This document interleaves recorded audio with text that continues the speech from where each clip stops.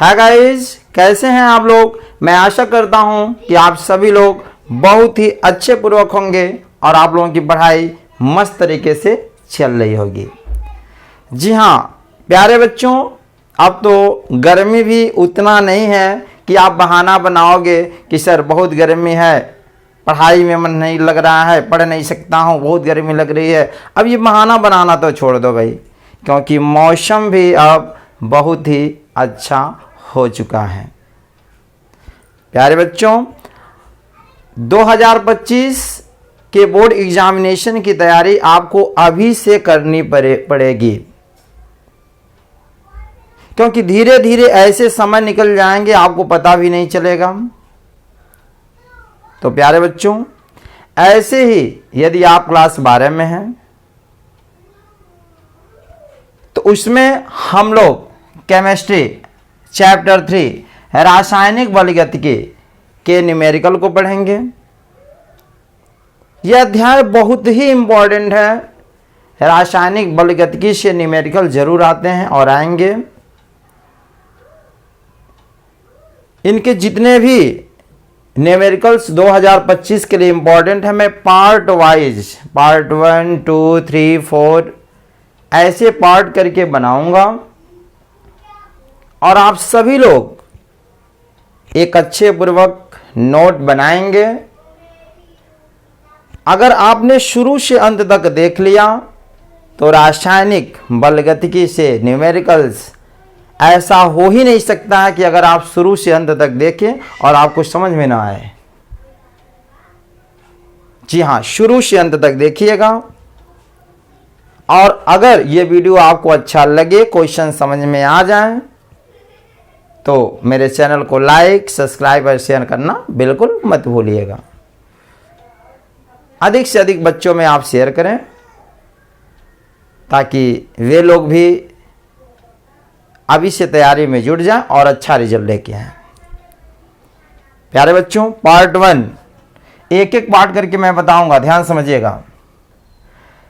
रासायनिक बलगतिकी में याद रखो कि अगर 4 नंबर या 2 नंबर में क्वेश्चन आते हैं, ये ध्यान रहे, तो इसमें हमको प्रथम कोट की अभिक्रिया पढ़ना है। जो प्रथम कोट की अभिक्रिया होती है वह बहुत इंपॉर्टेंट है और इसी पर आपके न्यूमेरिकल्स आते हैं। ये कई प्रकार से क्वेश्चन बदल बदल के पूछे जाते हैं, लेकिन हर एक स्तर का मैं आपको क्वेश्चन बताऊंगा, हर रास्ता आपको दिखाऊंगा, हर गली दिखाऊंगा कि अगर आप उस रास्ते गुजरो तो आप पहचान लोगे, हाँ ये रास्ता, ये गली, ये यहाँ जाएगी। इसके लिए हर पार्ट आपको अच्छे से देखना होगा, है कि नहीं। तो चलें, अब सबसे पहली बात, प्रथम कोट की अभिक्रिया पर न्यूमेरिकल लगाने से पहले कुछ पॉइंट को आपको याद करना होगा। जैसे लाग का मान याद करना होगा, यहां लिख लो बाबू, लाग 1। अगर कहीं लाग 1 आ जाता है तो याद रखना ये सूत्र है भाई, ये आपको याद करना है। न्यूमेरिकल्स लगाने से पहले ये आपको जानना नितांत आवश्यक है। ये नहीं जानेंगे तो फिर गलतियां कर देंगे। गलतियां क्या कर देंगे, इसके आगे कर ही नहीं पाएंगे आप। तो लाग का मान आपको जानना नितांत आवश्यक है। कम से कम 4 तक लाग का मान तो याद कर लो।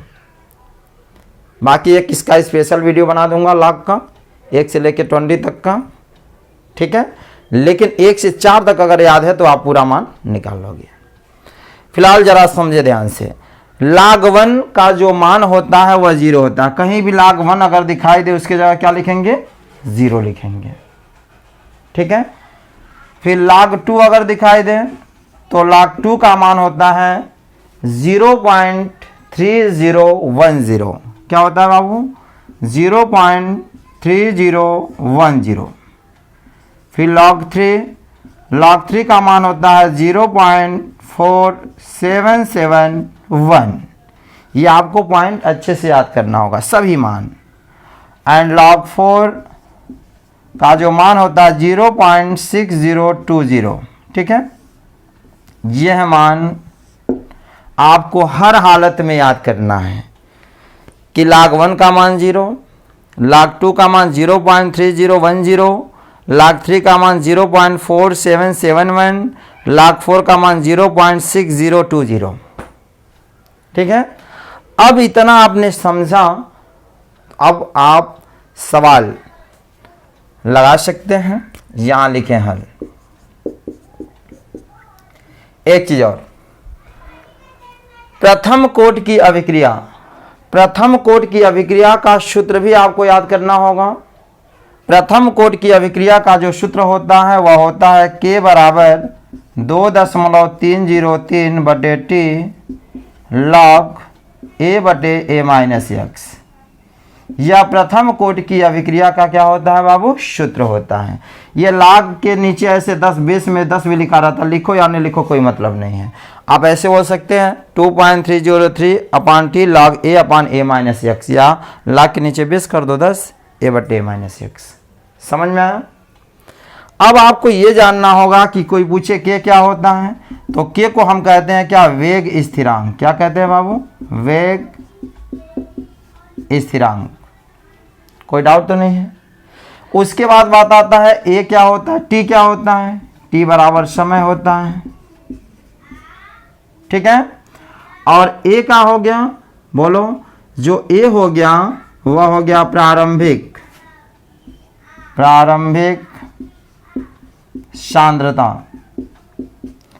कोई पूछे A क्या है तो बोलेंगे प्रारंभिक सांद्रता। और A माइनस एक्स जो होता है बाबू, A माइनस एक्स अगर कोई पूछे तो लिखेंगे T समय बाद प्रारंभिक सांद्रता। ये आप लोग अच्छे से पहले समझो, इतना आपके माइंड में सेट होना चाहिए, तभी आप सवाल लगा पाओगे।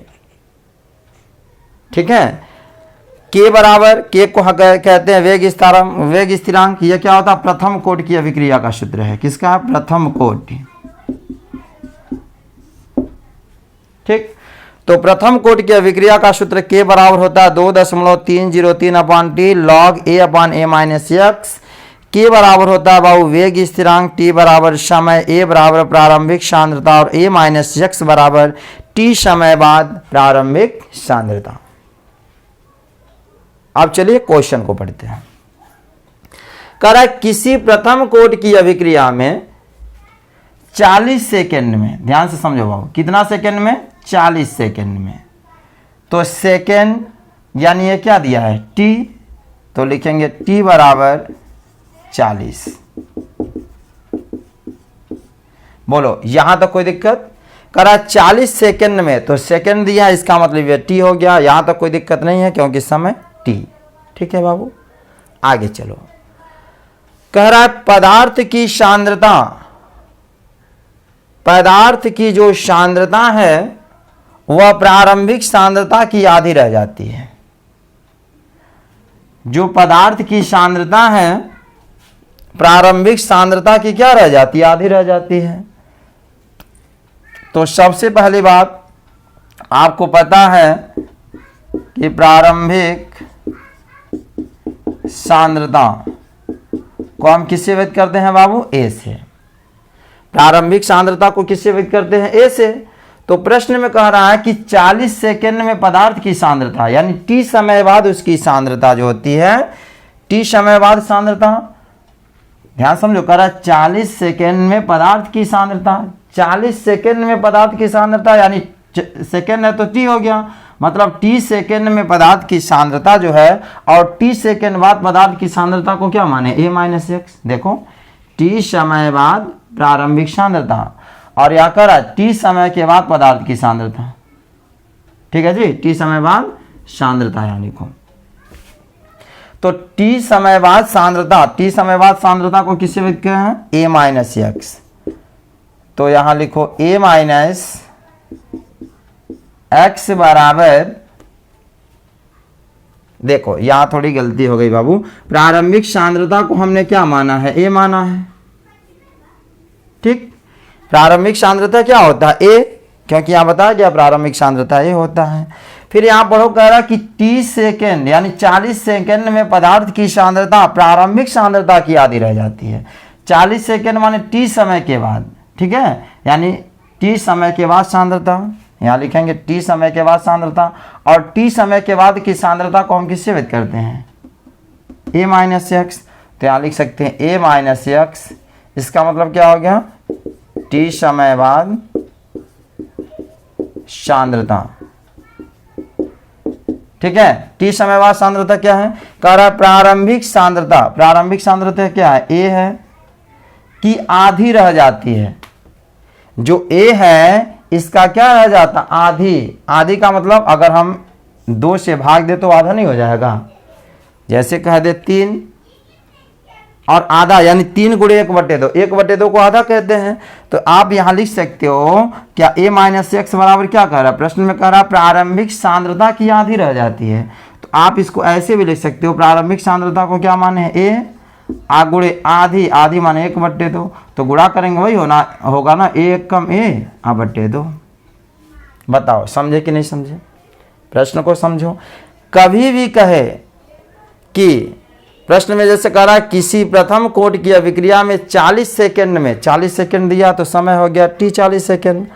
और फिर कह रहा है पदार्थ की सांद्रता प्रारंभिक सांद्रता की आधी रह जाती है, यानी t सेकंड बाद, यानी 40 सेकंड माने t सेकंड के बाद जो सांद्रता है a माइनस एक्स, वह क्या हो रहा है, सांद्रता की आधी, यानी सांद्रता a है प्रारंभिक, 1/2 यानी a/2 हो गया। ठीक है बाबू। तो अभिक्रिया का वेग स्थिरांक की गणना करें, यानी k का मान हमसे क्या कर रहा था बाबू, पूछा था। ठीक है, तो ये स्टेप अगर ऐसे सवाल आएंगे तो आपको ऐसे करना है। तो जरा ध्यान से समझो, k बराबर सूत्र क्या होता है, फार्मूला तो आपको याद है, देखो 2.303 बटे t और log a/a माइनस एक्स। मैंने क्या बोला, यहाँ बेस में 10 भी लिख सकते हो, नहीं लिख सकते हो, बात वही है।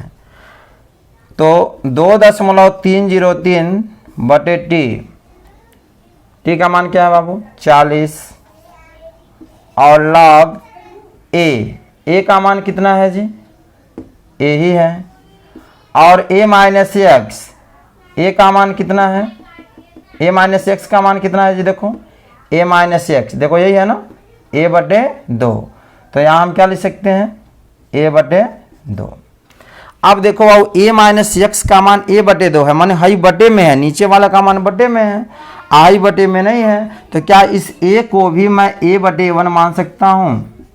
सर जी कहाँ ये कर दिए हैं, हम बताएं कहाँ कर दिए हैं।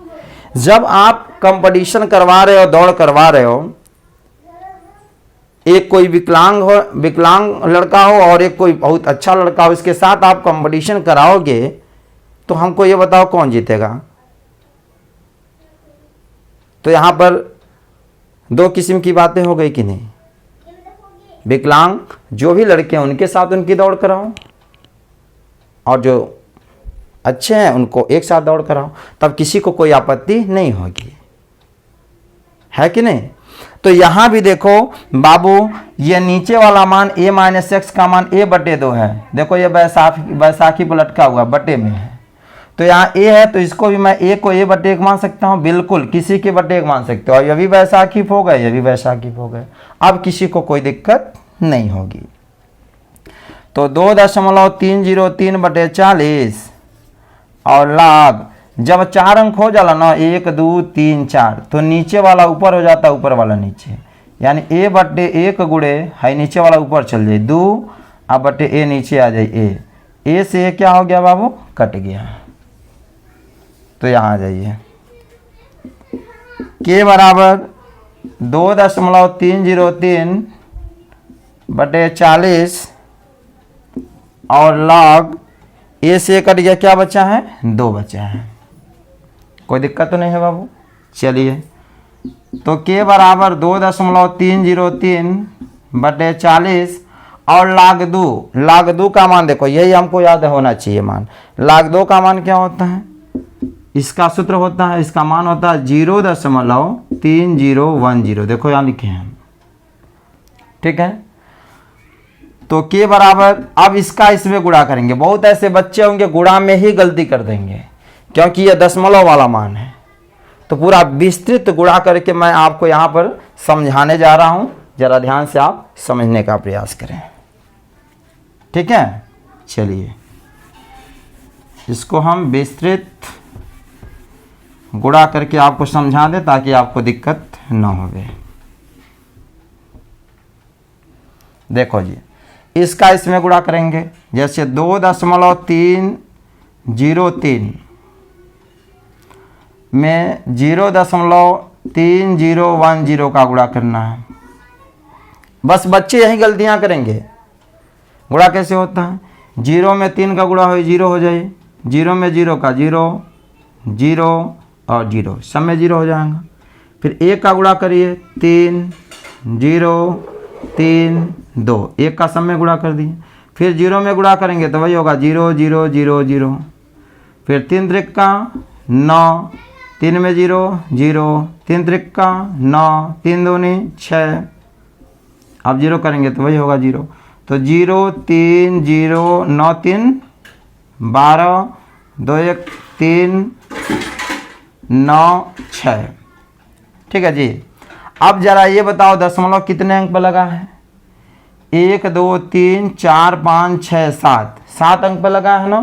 तो यहाँ 7 अंक पर लगाएंगे, 1, 2, 3, 4, 5, 6, 7, यानी यहाँ दशमलव लगेगा। यही आपको करना है।